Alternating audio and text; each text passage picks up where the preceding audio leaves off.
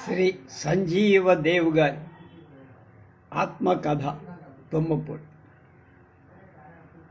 10వ భాగం 13/9/25 17వ చాప్టర్లో ఉన్న కృష్ణానదీ తీరానికి మా విహారయాత్ర కోనాయపాలెంలో నక్కల పాటకచి.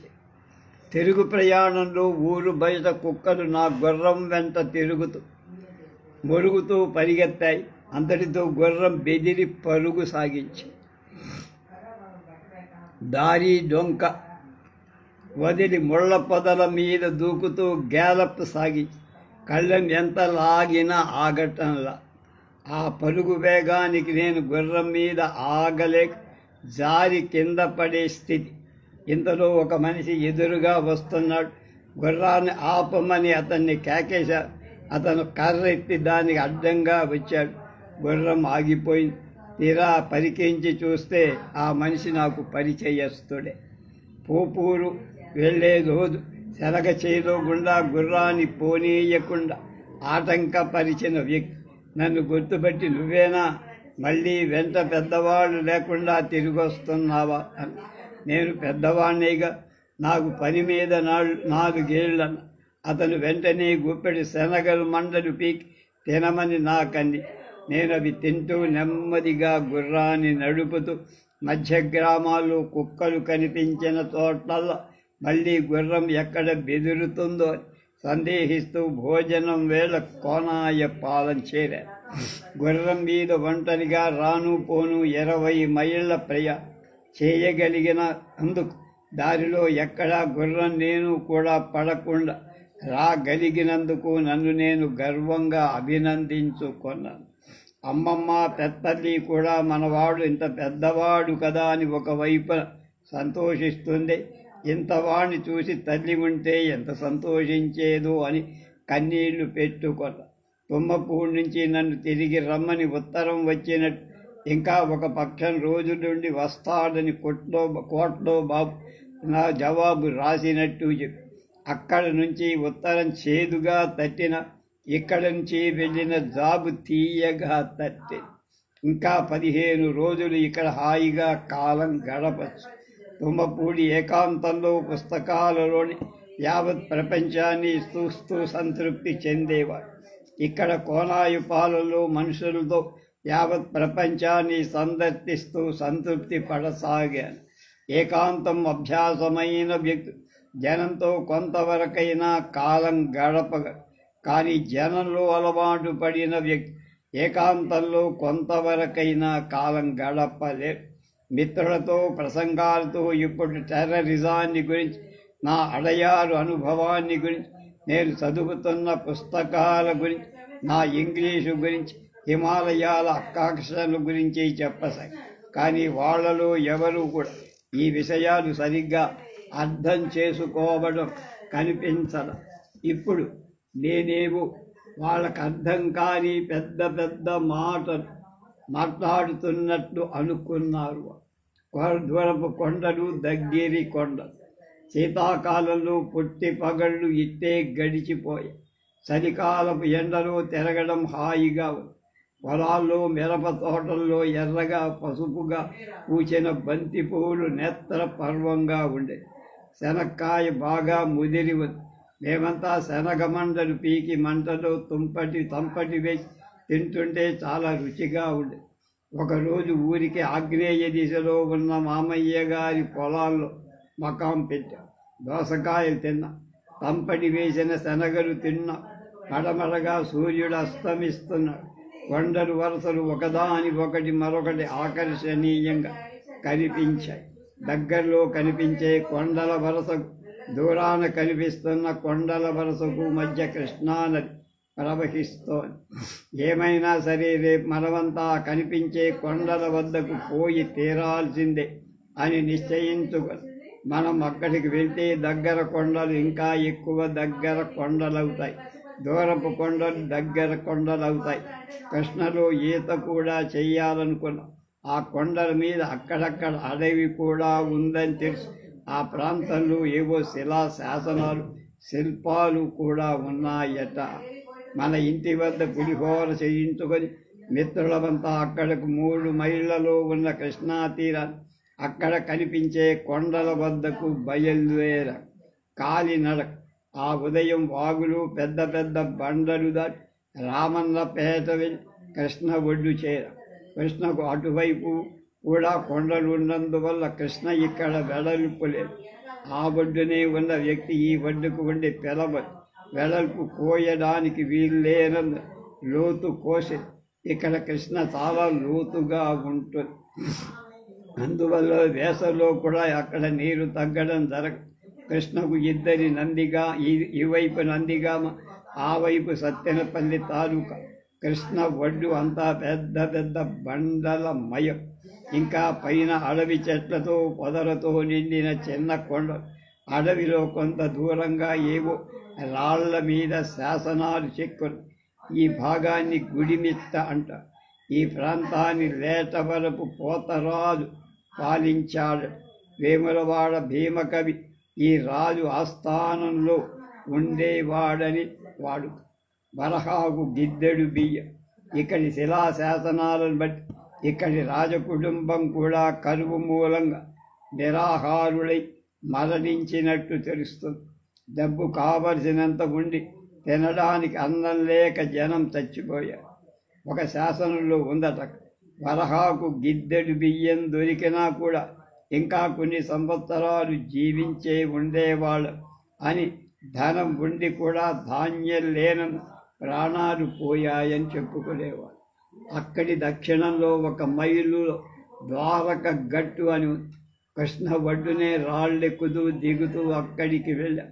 అక్కడ ఒక చెట్టు నీడను కూర్చొని ఇంటి నుంచి తెచ్చిన పులిహార తిని కృష్ణానదిలో నీలోదకాలు తాగి అన్నం కానీ మరొకటి కానీ ప్రకృతి పరిసరాల్లో తింటూ ఉండే ఆనందం ఇంటి వద్ద కూర్చొని తింటూ ఉండే ఆనందం కంటే ఎందుకు పరిసర ప్రభావం కాదు. నిత్యం అలవాటైన 4 గోడల మధ్య కప్పుల కింద కూర్చొని తింటూ ఉండటం పాతబడిపోయినందున అది మామూలుగా ఉంది. కానీ ప్రకృతి పరిసరాలలో అలవాటు లేని కొత్త చోట ప్రకృతిలోని అందాన్ని చూస్తూ విముక్త గగనం కింద కూర్చొని తినడంలో ఒక స్వచ్ఛందత, ఒక నూతన ఆనందం కలుగు. అందువల్ల ప్రతి పదార్థం కూడా ఇంటి వద్ద కంటే బయట ఎక్కువ రుచిగా ఉంటుంది. అవతల ఒడ్డున పుట్లగూడెం అనే గ్రామం, ఇంకా దక్షిణంగా చింతపల్లి కనిపిస్తుంది. కృష్ణానది లెవెల్కు ఎంతో ఎత్తున బండల మీద కూర్చొని కింద కృష్ణలోకి చూస్తుంటే ఎంతో ఆహ్లాదంగా. సూర్యుడు పడమటి దిశకు దారుతున్న కొద్ది వాతావరణంలో చల్లదనం ఎక్కువై చుట్టూ ఉన్న దృశ్య సౌందర్యం ద్విగుణీకృతం కాదు. మేమంతలో కృష్ణలో స్నానం చేయడానికి తీర్మానించుకుని అక్కడ పశువులను కాస్తున్న వాళ్ళున్నారు. కృష్ణలో ఇక్కడ ఒడ్డు వెంబడి 2 నిలువుల లోతు ఉంటుంది. మోకాళ్ళు మొసళ్ళు కూడా ఉంటాయి కనుక మమ్మల్ని కృష్ణలో దిగవద్దని బండల మీదే ఉండి స్నానం చెయ్యమని చెప్పగా అలా చేసి చుట్టూ ఆనందమయ వాతావరణం కనిపించి ఆ పావును వదిలిపోబుద్ధి కాబట్ట. అయినా ఇక ఎక్కువ పొద్దు లేదు. ఇంటి ముఖం పట్టాం. నడిచి ఇంటికి వచ్చేసరికి చీకటి పడింది. మొత్తం ఆ రోజు 10 మైళ్ళు తిరిగి నాకు కాళ్ళు నొప్పులుగానే ఉన్నాయి. నొప్పులని ఎవరికీ చెప్పటం లేదు. ఆకలి వేస్తూనే ఉంది. కానీ బడలిక మూలంగా భోజనం చేసే ఓపిక లేదు. తినకుండా పడుకుంటే శరీరం బాగా లేదనుకుంటారు. కొంచెం పెరుగుతో తిని పడుకున్నా. తుమ్మపూడి పోవాల్సిన గడువు ఇంకొక వారం. కోనాయపాలెం వచ్చింది మొదలు పుస్తకం కానీ పత్రిక కానీ పట్టుకోవాలి.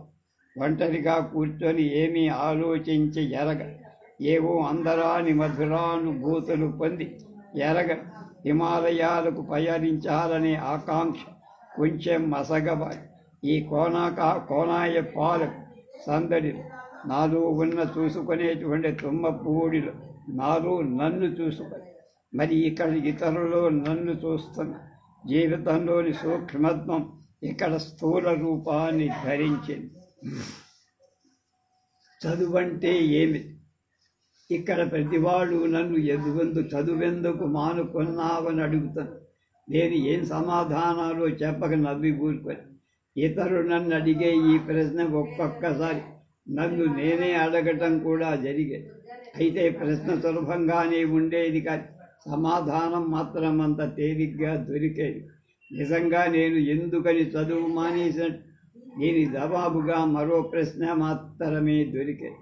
నేను చదువు మానేశానా? ప్రతినిత్యం తుమ్మపూడిలో చదువుతున్నాగా. పాఠశాల మానేసినంత మాత్రాన చదువు మానేసినట్ట?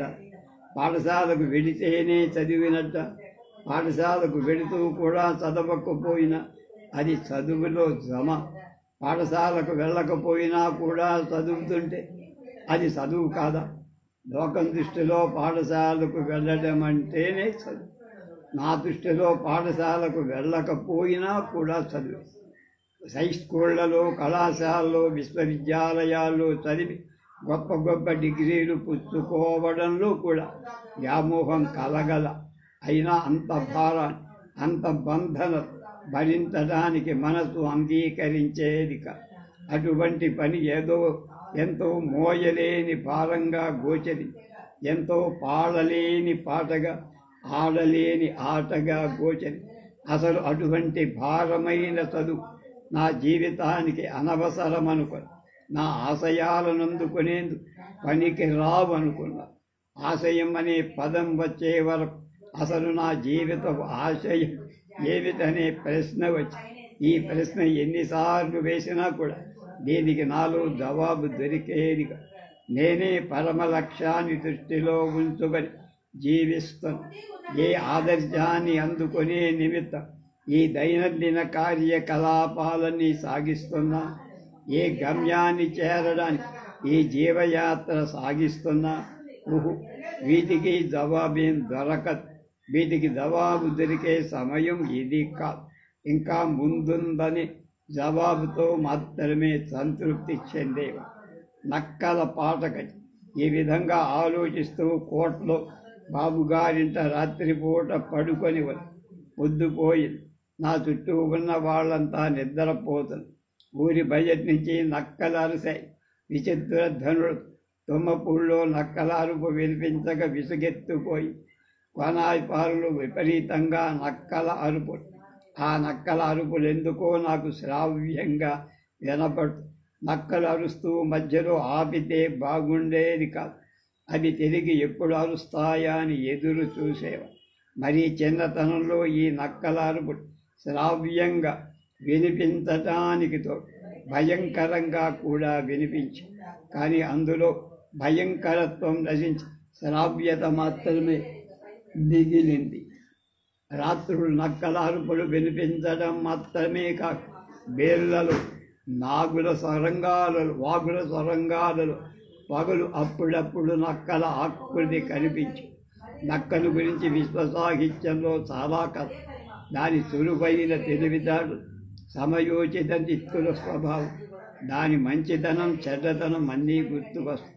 దాని ఆకృతి చూడగా, దాని ఆకృతిలో దాని జల్లి తోక, దాని సన్నటి ముట్టే ప్రత్యేకంగా రాత్రులు అంత శ్రావ్యంగా ఎలా అరుస్తుందో నేను చూస్తుండగా పగలు అరిచి చూపితే బాగుండనిపి దాన్ని చూడగానే నక్క బావ అని పిలవాలనిపించి, రాత్రుడు నిద్ర రానప్పుడల్లా కోనాయి పాలల్లో ఈ నక్కల పాట కచేరీ వింటూ పడుకుంటే ఆహ్లాదంగా ఆ అరుపులో ఉండే ఆరోహణ అవరోహణలు నా హృదయంలో ఏదో లయాత్మకమై సృష్టించే. కడుత్వంలోని ఏదో మృదుత్వం గోచరించి నక్కలు బొందలలోని శవాన్ని బయటికి లాగి తింటాయని తెలిసినందున వాటిలో కొంత భీభత్సత ప్రదర్శించే. అయినా కూడా ఆ భీభత్సతతో ముడిపడి ఉండి కూడా నక్కల అరుపులలో ఏదో ఆనందం తట్టేది. అది పైశాచికానందం అనేవాళ్ళు పెద్ద. 18 గరుడ సర్ప యుద్ధం, పొట్టేలుతో కుస్తీ. శిశిర వసంతాల సంధికాలం మనోహరంగా ఉంటుంది కానీ వసంత గ్రీష్మాల సంధికాలం మాత్రం మహారౌద్రం. మొదటిది కోమలతకు ప్రతిబింబం, రెండవది కఠోరత. అయితే ఈ కోమలత కఠోరమైన గ్రీష్మాన్ని తెస్తే ఆ కఠోర గ్రీష్మం తిరిగి కోమలమైన వర్షాన్ని తెస్తుంది. మొదటి దాని వర్తమాన కాలం సుఖమై భవిష్యత్తు బాధాజనకమవు. రెండవ దాని వర్తమాన కాలం బాధాజనకమై భవిష్యత్తు సుఖము. సరే, తుమ్మపూడిలో ఇది శిశిర వసంతాల సంధి. ఒక చోట కొన్ని చెట్లు ఆకురాలి రోడ్లుగా నిలిచి ఉంటే, ఇంకొక చోట్ల కొన్ని చెట్లు ఎర్రని మొగ్గ తడిగి ఉండే. మా నారింజ తోట కంచెలో బ్రహ్మాండమైన ముళ్ళ బూరుగ వృక్షం ఉంది. అది తెల్ల బూరు కాక ఎర్ర బూరు, పెద్ద పెద్ద తొర్రలు పంగలు కలిగి భీకరంగా ఉండే.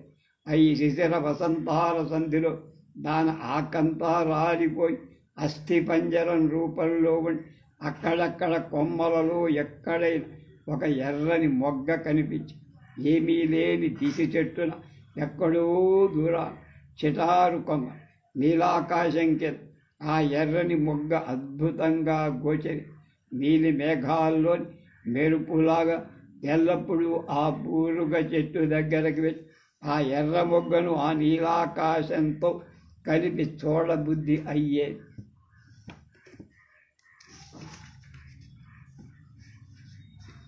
అయితే ఆ చెట్టు దగ్గరకు పోవడం కేవలం ఆనందమే కాదు, భయం కూడా. ఆ చెట్టు మొదటిలో పెద్ద పుట్టలో పెద్ద ఆ పాము అప్పుడప్పుడు నాకు కనిపించేది. అది బయట నుంచి పుట్టలోకి పోవడం, పుట్టలోంచి బయటికి రావడం కూడా నేను అప్పుడప్పుడు చూసేవాడు. ఈ విధంగా బూరుగు వృక్షం ఆనందాన్ని భయానికి కూడా చిహ్నమైపోయి దూరంగా నిలిచి చూడటానికి ఆనందంగా ఉండేది, దగ్గరకు పోవడానికి భయంగా ఉండేది. అయితే మనసులో నాకు ధైర్యం ఉండేది. అది మన బూరుగు వృక్షం, దాని కిందది మన పుట్ట. అందువల్ల పుట్టలోంది పాము మన కనుక నన్నేం చేస్తుంది? ఆ పాము నేను మనదిగా భావించిన ఆ పాము కూడా నన్ను తనవాడుగా తప్పక భావించి ఉంటుంది. కనుక ఆ చెట్టు మొదటి పుట్ట దగ్గరకు మొదట నేను వెళ్ళటానికి భయపడాల్సి పని లేదని పుట్ట దగ్గరికి పోవటం మొదలుపెట్టి శిశిరం పూర్తిగా అంతరించిపోయి వసంతం పూర్తిగా ప్రవేశించిన తర్వాత బూరగ చెట్టు నిండా ఎర్రటి పెద్ద పూలు. ఒకసారి ఆ పూలు చెట్టు కింద రాలి వాటిని తెచ్చుకోవడానికి పాము కనిపిస్తుందో చూడాలని చెట్టు కిందకు పుట్ట దగ్గరకు పోయేవాడు. ఆ చెట్టు కొమ్మల మీద మామూలు గద్దలు, కొంత భాగం తెల్లగా ఉన్న గరుత్మంతుడవనబడి గరుడ పక్షులు కూడా రాబందులు ఉంది. గరుడ సర్పయుద్ధం. ఒకరోజు మధ్యాహ్నం నేను బూరుగు వృక్షం కింద ఏదో శబ్దం అవుతుంటే విని నా కళ్ళ నేను నమ్మలేకపోయి. గరుడ పక్షులకు పాములకు ఘోర యుద్ధం జరుగు. ఆ దృశ్యాన్ని చూసి భయపడాలో ఆనందించాలో నాకు తోచిక చాలినంత దూరంలో నిలబడి చూస్తుంది. పుట్టకు కొద్ది దూరంలో పాము బుస్సు బస్సుమని పడగ విప్పి పైకి లేస్తుంది. గరుడ పక్షులు కాళ్లతో గోళ్లతో పాములు తన్నుతున్నాయి.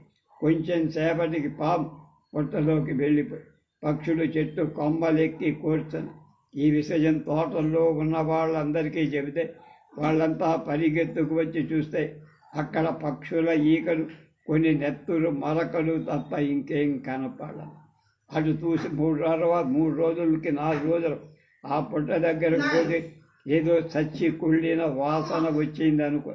పక్షులు దాటికి పాముకు గాయాలు తగి వాటితో దాని ప్రాణం పుట్టలోనే పోయి ఉంటుందని. అది మొదలు ఆ చెట్టు దగ్గర పాము కనిపించాల. అలవాటైన పాము కనిపించకపోవడంతో ఆ చెట్టున్న ప్రాంతమంతా ఏదో శూన్యంగా, చెట్టులోని ఆకర్షణ ఏదో నీరసంగా అని. ఆ పాము చచ్చిపోయిన తర్వాత మా తోటలో పాములు కూడా లేకుండా పోయాయి. తోటకున్న కంచెలు అరణ్యంగా ఉండేవి. వాటిలో రకరకాల పాములు, త్రాచులు, ఎర్రిపోతులు, రక్త పింజేర్లు, పసరిక పాములు ఎన్నో. కానీ అవి ఎవరిని హింసించినట్టు లేదు. ఎవరైనా వాళ్ళని హింసించేవాడు.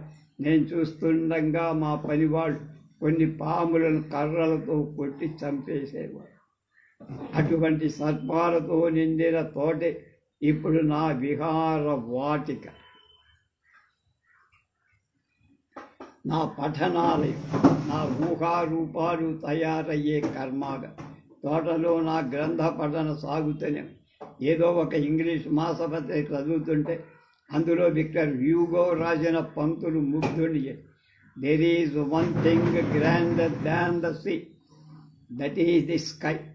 There is one thing grander than the sky, that is the human soul. There is one thing grander than the sea, that is the sky. There is one thing grander than the sky, that is the human soul. సముద్రానికంటే మహత్తరమైన వస్తువు ఒకటి ఉంది, అది ఆకాశం. ఆకాశ కంటి మించిన మహత్తరమైన మరొకటి ఉంది, అది మానవుడి ఆత్మ.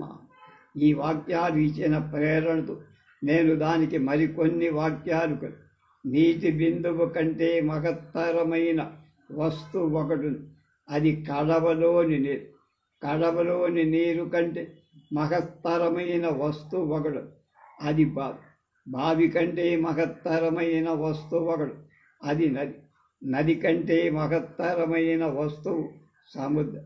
దాని తర్వాత భాగం విక్టర్ హ్యూగో వాక్య. ఒక పెద్దది పెద్దదాని కంటే చిన్నదాన్ని నిర్మిస్తుందేమో అనిపిస్తుంది. మానవుడి ఆత్మ తన కంటే చిన్నదైన ఆకాశాన్ని నిర్మిస్తే, ఆకాశం తన కంటే చిన్నదైన సముద్రాన్ని నిర్మిస్తుంది. ఇక సముద్రం తన కంటే చిన్నదైన నదిని నిర్మిస్తే, నది తన కంటే చిన్నదైన వాగును, మరి ఇంకా మానవుడి ఆత్మ వీటన్నిటి నిర్మాణానికి మూలమైతే, మానవుడి ఆత్మ నిర్మించడానికి ఏది మూలం? అసలు పెద్దదనేది చిన్నదాన్ని ఎలా నిర్మిస్తుంది? నది వాగును నిర్మించదు, సముద్రం నదిని నిర్మించదు, నదులే వాగును నిర్మిస్తాయి. పొట్టేలుతో కుస్తీ. మా తోటను మక్తాకు తీసుకున్న ముస్లింలు ఒక గొర్రె పొట్టేలును పెంచసాగారు. దానికి వంకలు తిరిగిన కొమ్ములు వచ్చాయి. నేను ప్రతిరోజు పొట్టేలుతో కుస్తీ పట్టి, నన్ను చూడగానే అది పరిగెత్తుకు వచ్చాయి. అందుకని దాన్ని కట్టి వేసే ఉంచుతారు. ఒకరోజు దాన్ని విప్పి కుస్తీ పట్టసాగి అది వెనక్కి వెళ్ళి ఒక్క పరుగున వస్తుంటే నేను వెనక్కు వేగంగా పోతా. వెనకగా ఒక పెద్ద నల్లరాతి బండ ఉంది. ఆ వేగంలో నా మడమ రాతి కొట్టుకొని పగిలి రక్తం కాచి, ఇంతలో పుట్టేలు కూడా వచ్చి తాకి దాంతో కింద పడ్డ. కాలి గాయమే కాక కింద పడినందుకు కూడా దెబ్బ తగిలి. వాళ్ళు వచ్చి పొట్టేలు లాగి నన్ను లేవదీశారు. ఈ గాయంతో బాధతో ఇంటికి పోదామని మనస్కరించలా. అయినా పోక తప్ప ముఖం వేలాడేసుకొని ఇంటికి వెళ్ళి నన్ను చూసి కొందరు జారి చెందారు. కోప్పడేవాళ్ళు కోప్పడ్డారు. మా తండ్రి గారు వారింటికి దూరంగా తటస్థంగా ఉండిపోయారు. 3 రోజుల పాటు జ్వరం వచ్చి లేచి కాలి గాయం కూడా తగ్గుముఖం పట్టి మళ్ళీ ఆ గొర్రె పొట్టేను చూడాలనిపి తోటలోకి వెళ్ళా. పొట్టేలు లేదు. విచారిస్తే తెలిసి నాకు తగిలిన దెబ్బకు తగిలిన మన్నాడి కోసి తినేశారు. నా మనసు చివుక్కు. నన్ను పొడిచింది కదా అని దాన్ని చంపాను. నా మూలంగా దాని ప్రాణం పోయింది కదా అని నేను బాధపడ్డా. దాని మూలంగా నాకు దెబ్బ మాత్రమే తగింది, కానీ నా మూలంగా దాని ప్రాణం పోయింది. ఇక నేను వాటి నేటి నుంచి ఎవరితో కుస్తీలు పట్టి దెబ్బలు తింటా, దాన్ని కోసి తిన్న వాళ్ళలో లేశమైన దాని గురించి జాలి పెంచడం చంపటానికే కాబో. రోజులాగానే ఒక సాయంత్రం కాలువ గట్టుకు నడక వెళ్ళి కాలువలో గుండా అనేక పడవలు తెరచాపలు దించుకొని వస్తూ పోతున్నారు. కొన్నిటిని లాగుతున్నారు, కొన్ని గడలతో నెడుతున్నారు, కొన్ని గాలి వాలున తెరచాపల సాయంతో తేలిపోతాయి.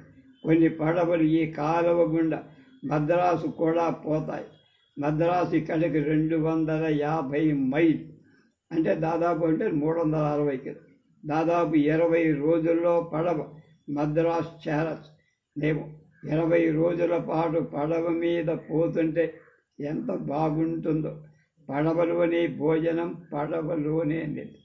కొంతసేపటికి కొత్త రకం బోటు కానీ తెల్లగా ఇల్లులాగా మనుషులు లాక్కొని వస్తున్నారు. ఆ బోటుకు వెనక పక్క పడక కుర్చీలో వయసు ముదిరిన తెల్ల వ్యక్తి కూర్చొని 4 వైపులా చూస్తారు. పడవలాగి మనుషులు చెప్పారు, ఆయన కలెక్టర్. అప్పుడు గుంటూరు జిల్లా ఒక ఐరిష్ వ్యక్తి కలెక్టర్గా ఉన్నాడని విన్నా.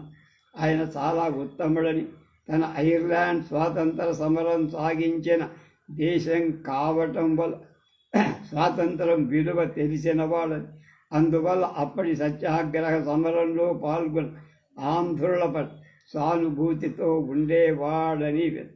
అందువల్ల ఆయన పట్ల గౌరవం వేపు. అతడి బ్రిటిష్ వ్యక్తి అయి ఉంటే, నా దగ్గర బాంబు కనుక ఉండి ఉంటే తప్పక దాన్ని అతని పైకి విసిరి ఉండేవా. నేను ఆయన చూస్తూ నిలిచిపోయా. అతడు నా వైపు చూడకుండా వెళ్ళిపోయా. స్వాతంత్ర భావ ఉద్దీపన. ఒకసారి నా కళ్ళ ఎదుట జలియన్ వాలా బాగ్ మారణ హోమం, తరుణ దేశభక్తులను ఉరితీయ, సత్యాగ్రహ సమరంలో మనుషులను విరగబాదట, ప్రజలను నాయకులను కూడా చెరసాల్లో బంధించి హింసించడం మొదలైనవన్నీ గిర్రున తిరిగిపోయాయి. ఈ ప్రభువుల వాళ్ళ అధికారాలు లేదనిపించి ఒకరి దేశం మీద మరొకరు ప్రభుత్వం చేయడానికి ఎవరికి హక్కు ఇచ్చాడు? ఎవరు? గాంధీ గారి అహింసా మార్గంలో నాకు బొత్తిగా నమ్మకం లేకుండా పోయి, ఏ మార్గం ద్వారా అయినా ఎంత రక్తపాతం జరిగి దేశం స్వాతంత్రం ప్రాప్తించాలనిపించింది. ఈ ఆలోచనలో తిరిగి ఇంటికి వస్తున్న కాలువలోని నీటి మీద ఎన్నో పడవలు పోతున్నాయి. కాలువగట్ట మీద ఎన్నో ఎడ్ల బండ్లు పోతున్నాయి. సూర్యుడు అస్తమించాడు. కను చీకటి పడుతోంది. నేను పూర్తిగా దేశ స్వాతంత్రాన్ని గురించి ఆలోచనల్లో మునిగిపోయి నడుస్తుండడం, నా కాలువలోని పడవలు కానీ, కాలువ బయట బళ్ళు కానీ, బయటి దృశ్య జగత్తంతా అలముకుంటున్న కను చీకటి కానీ కనిపించదు. వేగంగా నడిచి ఇంటి వైపు వస్తున్నా. ఒక్కోసారి ఎప్పుడైనా సమాధి శిథిలమైనప్పుడు మాత్రం ఇవన్నీ గోచరించవు. మనిషి ఆలోచనలో నిమగ్నమై ఉన్నప్పుడు కళ్ళు కనిపించవు, చెవులు వినిపించవు. అయితే చూసేది కళ్ళు కాదన్నమ, వినేది చెవులు కూడా కాదు. ఆలోచనలో మునిగి ఇంటికి వచ్చి ఆ రోజు చీకటి పడింది. ఇంటి వద్ద ఎవరెవరో గ్రామ్ఫోన్ మోగిస్తూ కూర్చున్నారు. భోంచేసి వెళ్ళి పడుకుంటే పొద్దుపోయే వరకు రికార్డులు వినిపిస్తూనే ఉన్నాయి. రేపు తుమ్మపూడి ఈతకళ్ళు, ఆంధ్ర ప్యారిస్ అంటే తెనాలి సందర్శన, దాని గురించి తెలుసుకోండి.